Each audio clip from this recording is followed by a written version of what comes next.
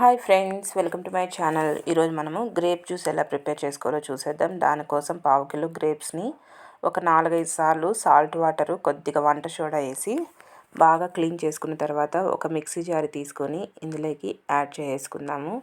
అలాగే షుగర్ ఒక 2 table spoon అంతా యాడ్ చేసుకోండి. అలాగే ఐస్ క్యూబ్స్ ఒక 6 లేదా 7ని యాడ్ చేసుకోండి.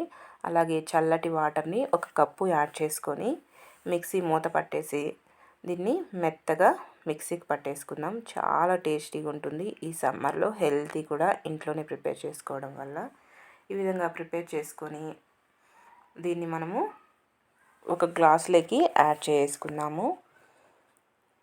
ఇప్పుడు ఒక గ్లాస్ తీసుకొని ఇందులోకి ఒక 3-4 ఐస్ క్యూబ్స్ని యాడ్ చేస్తున్నానండి.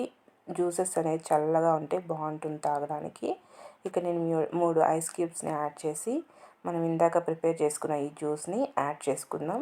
మీరు వడపోసుకొని తాగుతానంటే కొద్దిగా స్ట్రైన్ చేసుకొని అయినా తాగొచ్చు, అది మీ ఇష్టం. చాలా టేస్టీగా చల్లగా గ్రేప్ జ్యూస్ అనేది మన ఇంట్లోనే రెడీ అయిపోయింది కదా. మీరు కూడా తప్పకుండా ట్రై చేయండి. ట్రై చేసిన వీడియో నచ్చితే నా ఛానల్ని తప్పకుండా సబ్స్క్రైబ్ చేసుకోవడం మాత్రం మర్చిపోకండి. Okay friends, bye.